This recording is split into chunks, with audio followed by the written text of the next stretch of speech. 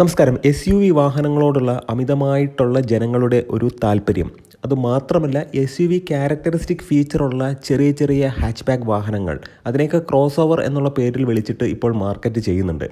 ഇന്നത്തെ ബ്ലോഗിലൂടെ നമ്മൾ ഡിസ്കസ് ചെയ്യുന്നത് 2025 മാർച്ച് മാസം ഏറ്റവും കൂടുതൽ വിറ്റ ഹാച്ച്ബാക്ക് വാഹനങ്ങളാണ്. ഒരു കാലത്ത് ഹാച്ച്ബാക്ക് വാഹനങ്ങളോട് ഒരുപാട് പ്രിയം ഉണ്ടായിരുന്നെങ്കിൽ ഇന്ന് നമ്മൾ നോക്കുകയാണെന്നുണ്ടെങ്കിൽ സെഡാൻ ഹാച്ച്ബാക്ക് വാഹനങ്ങളുടെയൊക്കെ പ്രധാനമായിട്ടും സെയിൽസ് നമ്പേഴ്സ് വളരെ കുറഞ്ഞു വരികയാണ്. ബഡ്ജറ്റ് സെഗ്മെൻറ്റ് നോക്കുന്ന ആളുകൾ മാത്രമാണ് ഇത്തരം വാഹനങ്ങളിലേക്ക് പോകുന്നത്. എന്നാൽ പോലും ഈ പറയുന്ന ക്രോസ് ഓവർ വാഹനങ്ങൾ, അതല്ലെന്നുണ്ടെങ്കിൽ കോമ്പാക്റ്റ് ആയിട്ടുള്ള SUV വാഹനങ്ങളുടെ താഴെ വരുന്ന മൈക്രോ SUV വാഹനങ്ങൾ, ഇങ്ങനെയുള്ള വാഹനങ്ങൾക്ക് ഒരുപാട് സെയില് ഇന്ത്യൻ മാർക്കറ്റിലുണ്ട്. അതിന് ഏറ്റവും വലിയ ഉദാഹരണമാണ് ടാറ്റയുടെ പഞ്ചിൻ്റെ 2024 പ്രകടനം. 2 ലക്ഷം യൂണിറ്റിന് മുകളിലാണ് ആ ഒരു വർഷം ആ പർട്ടിക്കുലർ മോഡൽ മാത്രം വിറ്റഴിഞ്ഞിട്ടുള്ളത്. ഇന്നത്തെ ബ്ലോഗിലൂടെ നമ്മൾ ഡിസ്കസ് ചെയ്യാൻ പോകുന്നത് 2025 മാർച്ച് മാസം ഏറ്റവും കൂടുതൽ വിറ്റ ഹാച്ച്ബാക്ക് വാഹനങ്ങളെക്കുറിച്ചിട്ടാണ്. എൻജിൻ ബേയുടെ മറ്റൊരു വ്ളോഗിലേക്ക് ഏവർക്കും ഹാർദമായ സ്വാഗതം. നമ്മുടെ വ്ളോഗും നമ്മുടെ കോണ്ടൻറ്റൊക്കെ നിങ്ങൾക്ക് ഇഷ്ടപ്പെടുന്നുണ്ടെങ്കിൽ തീർച്ചയായിട്ടും നമ്മുടെ ചാനലൊന്ന് സപ്പോർട്ട് ചെയ്യുക, സബ്സ്ക്രൈബ് ചെയ്യുക, മാക്സിമം ലൈക്ക് ചെയ്യുക, ഷെയർ ചെയ്യുക, കമൻറ്റ് ചെയ്യുക. 2025 മാർച്ച് മാസത്തിൽ 10ാമത്തെ സ്ഥാനത്ത് വന്നിട്ടുള്ള ഹാച്ച്ബാക്ക് വാഹനം എന്ന് പറയുന്നത് ഒരു ഹാച്ച്ബാക്ക് വാഹനം അല്ല എന്നാണ് കമ്പനി പറയുന്നത്. കമ്പനിയുടെ പഴയ ബ്രോഷറിലൊക്കെ ഹാച്ച്ബാക്ക് വാഹനം എന്ന് പറഞ്ഞാൽ, ഞാൻ നേരത്തെ പറഞ്ഞതുപോലെ തന്നെ SUV വാഹനങ്ങളോടുള്ള ഒരു ഇഷ്ടം അത് ജനങ്ങൾക്കിടയിൽ ഉണ്ട് എന്ന് മനസ്സിലാക്കിക്കൊണ്ട് തന്നെ ഈ വാഹനത്തെ മാർക്കറ്റ് ചെയ്യാൻ വേണ്ടിയിട്ട് അർബൻ കോമ്പാക്റ്റ് SUV എന്ന പേരിലാണ് കമ്പനി ഇപ്പോൾ ഈ ഒരു വാഹനത്തെ പുറത്തിറക്കുന്നത്.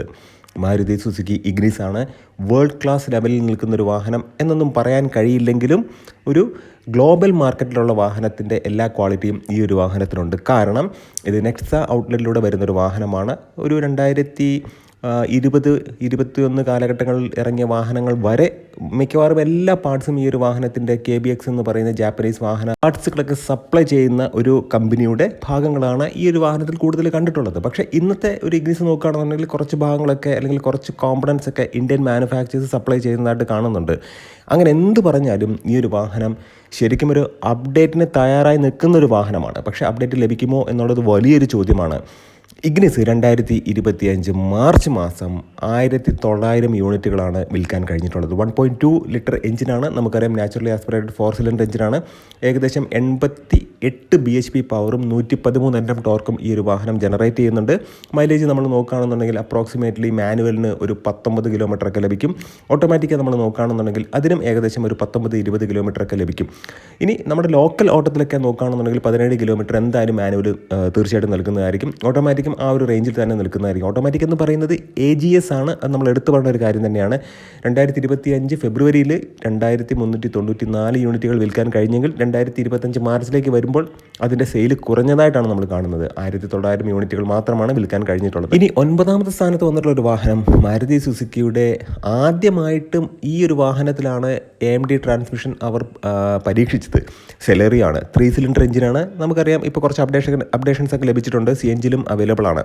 2025 മാർച്ച് മാസം 2268 യൂണിറ്റുകൾ മാത്രമാണ് സെലേറിയോയ്ക്ക് വിൽക്കാൻ കഴിഞ്ഞതെങ്കിൽ ഫെബ്രുവരിയിലേക്ക് നോക്കുമ്പോഴത്തേക്കും വലിയ വ്യത്യാസമുണ്ട്. കാരണം ഫെബ്രുവരിയിൽ നിന്ന് മാർച്ചിലേക്ക് വരുമ്പോഴത്തേക്കും 2000 യൂണിറ്റിൻ്റെ കുറവാണ് സംഭവിച്ചിട്ടുള്ളത്. 4226 യൂണിറ്റുകളാണ് ഫെബ്രുവരിയിൽ അവർക്ക് വിൽക്കാൻ കഴിഞ്ഞതെങ്കിൽ മാർച്ചിലേക്ക് നോക്കുമ്പോഴത്തേക്കും 2000 യൂണിറ്റുകൾ കുറഞ്ഞു. 2268 യൂണിറ്റുകൾ മാത്രമാണ് വിൽക്കാൻ കഴിഞ്ഞിട്ടുള്ളത്. ഇനി 8ാമത്തെ സ്ഥാനത്ത് ശരിക്കും പറഞ്ഞാൽ ബലീനോ തന്നെയാണ്. ബലീനോയുടെ ഒരു റീബാഡ്ജ്ഡ് വേർഷൻ ടയോട്ടയുടെ ഗ്ലാൻസയാണ്.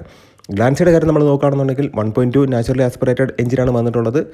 സെയിം ബലീനോ തന്നെയാണ്. അതിൻ്റെ ഫ്രണ്ടിലെ ബമ്പറും ഹെഡ്ലൈറ്റും ബാക്കിലെ ബമ്പറൊക്കെ ജസ്റ്റ് ഒന്ന് മാറ്റി എന്ന് മാത്രമല്ലാതെ യാതൊരുവിധ ചേഞ്ചും ഈ ഒരു വാഹനത്തിലില്ല. പലരും വിചാരിക്കുന്നത് ഇത് ടൊയോട്ടയുടെ എഞ്ചിൻ വെച്ച് വരുന്ന വാഹനം എന്നുള്ളതാണ്. അങ്ങനെയല്ല, ഇത് യഥാർത്ഥത്തിൽ മാരുതി തന്നെ ടൊയോട്ടയ്ക്ക് വേണ്ടി ഉണ്ടാക്കി കൊടുക്കുന്ന ഒരു വാഹനമാണ്. ബലീനോ തന്നെയാണ് ഈ ഒരു വാഹനം.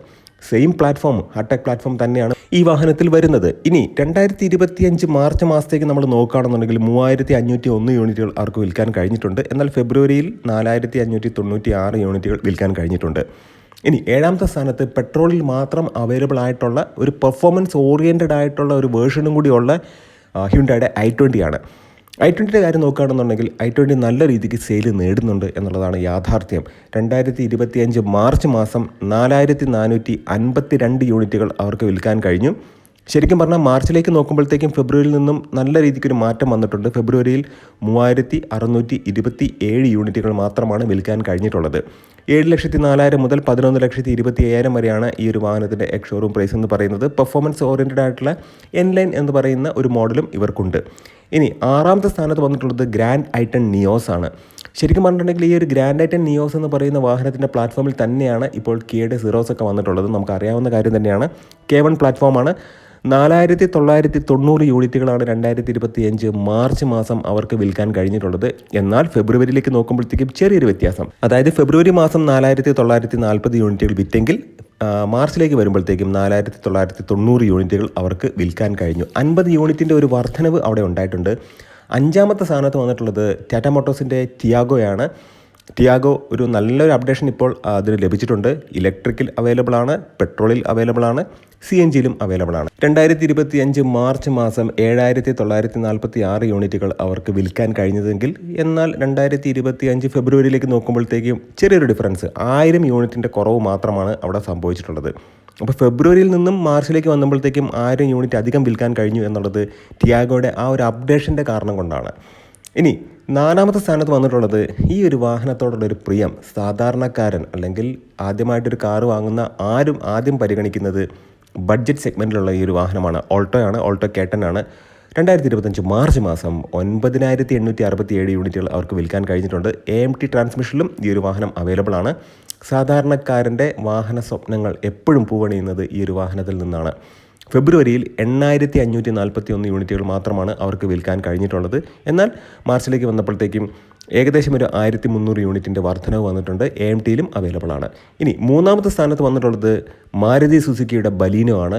മികച്ച ഒരു വാഹനമാണ്. ഗ്രൗണ്ട് ക്ലിയറൻസ് കുറച്ച് കുറവാണ്. അത് മാത്രമല്ല പെയിൻറ്റ് ക്വാളിറ്റിയിൽ കുറച്ച് പിന്നോട്ട് നിൽക്കുന്നുണ്ട്.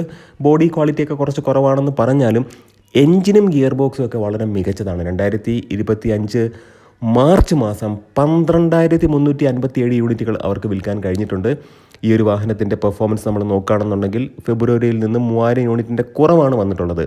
ഫെബ്രുവരിയിൽ 15,480 യൂണിറ്റുകൾ അവർക്ക് വിൽക്കാൻ കഴിഞ്ഞിട്ടുണ്ട്. ഇനി 2ാമത്തെ സ്ഥാനത്തുള്ള വാഹനം ഒരു സംശയം വേണ്ട വാഗണാർ തന്നെയാണ്. വാഗണാർ എല്ലാ സമയത്തും ഒരു നമ്മൾ ടോപ്പ് 10 എന്ന് പറയുന്ന ഒരു ചാർട്ട് എടുക്കുകയാണെന്നുണ്ടെങ്കിൽ അവിടെ 1, 2, 3 സ്ഥാനങ്ങളിൽ വരുന്ന ഒരു വാഹനമാണ്. എന്തുകൊണ്ടാണ് ഈ ഒരു വാഹനത്തിന് ഇത്രയും വലിയൊരു സെയിൽ? പ്രാക്ടിക്കാലിറ്റി വളരെ കൂടുതലാണ്. സീറ്റിംഗ് പൊസിഷൻ വളരെ മികച്ചതാണ്. നല്ല വിസിബിലിറ്റി ഉണ്ട്. അത്യാവശ്യം ഗ്രൗണ്ട് ക്ലിയറൻസ് ഉണ്ട്. അത്യാവശ്യം പവറുള്ളൊരു വാഹനമാണ്. 1.2-നൊക്കെ അത്യാവശ്യം നല്ല പവറുണ്ട്. 89 bhp 113 Nm ടോർക്കും ആ ഒരു വാഹനത്തിനുണ്ട്. അത് മാത്രമല്ല CNGയിലും അവൈലബിൾ ആണ്. അപ്പോൾ വാഗണാർ 2025 മാർച്ച് മാസം 17,175 യൂണിറ്റുകൾ വിറ്റിട്ടുണ്ട്. എന്നാൽ ഫെബ്രുവരിയിലേക്ക് നോക്കുമ്പോഴത്തേക്കും 19,879 യൂണിറ്റുകളാണ്. അങ്ങനെ നോക്കുമ്പോഴത്തേക്കും 2,300-2,500 യൂണിറ്റിൻ്റെ കുറവ് അവിടെ സംഭവിച്ചിട്ടുണ്ട്. തീർച്ചയായിട്ടും നമ്മൾ മനസ്സിലാക്കേണ്ടത് വാഗണാറിന് ഒരു ഹൈബ്രിഡ് വേർഷൻ വരും എന്നുള്ള വാർത്തകൾ വരുന്നുണ്ട്. 40 കിലോമീറ്ററിനടുത്തൊക്കെ മൈലേജ് ക്ലെയിം ചെയ്യുന്നു എന്നുള്ള രീതിക്കാണ് കാര്യങ്ങൾ വരുന്നത്. അതുമാത്രമല്ല മാരുതി സുസുക്കി വാഗണാറിനെ അപ്ഡേറ്റ് ചെയ്യാൻ പോവുകയാണ്. 6 എയർ ബാഗ് വാഗണാറിന് വരാൻ പോവുകയാണ്. അതും മികച്ച ഒരു സെയിലുള്ളൊരു വാഹനത്തിന് ഒരു സേഫ്റ്റി ഒരു ക്വസ്റ്റ്യനായിട്ട് നിൽക്കുമ്പോൾ 6 എയർ ബാഗ് നൽകുന്നത് വലിയൊരു കാര്യമാണ്. 2025 മാർച്ച് മാസം ഏറ്റവും കൂടുതൽ വിറ്റ ഹാച്ച് ബാഗ് വാഹനം എന്ന് പറയുന്നത് Z12E എന്ന് പറയുന്ന 3 സിലിണ്ടർ എഞ്ചിനുമായിട്ട് വന്നിട്ടുള്ള സ്വിഫ്റ്റാണ്. 17,746 യൂണിറ്റുകളാണ് 2025 മാർച്ച് മാസം അവർക്ക് വിൽക്കാൻ കഴിഞ്ഞിട്ടുള്ളത്. ഫെബ്രുവരിയിൽ നോക്കുമ്പോഴത്തേക്കും 16,269 യൂണിറ്റുകളാണ്. 6,49,900 മുതലാണ് ഈ ഒരു വാഹനത്തിൻ്റെ എക്സ് ഷോറൂം പ്രൈസ് സ്റ്റാർട്ട് ചെയ്യുന്നത്. ഈ ഒരു വ്ളോഗ് നിങ്ങൾക്ക് ഉപകാരപ്രദമായെങ്കിൽ നമ്മുടെ ചാനലിലൊന്ന് സപ്പോർട്ട് ചെയ്യുക, സബ്സ്ക്രൈബ് ചെയ്യുക, മാക്സിമം ലൈക്ക് ചെയ്യുക, ഷെയർ ചെയ്യുക, കമൻറ്റ് ചെയ്യുക. നല്ല നല്ല വ്ളോഗ്സ് വേണമെങ്കിൽ വീണ്ടും കാണാം. നിങ്ങളുടെ സ്നേഹത്തിനും സപ്പോർട്ടിനും ഒരിക്കൽ കൂടെ നന്ദി. നമസ്കാരം.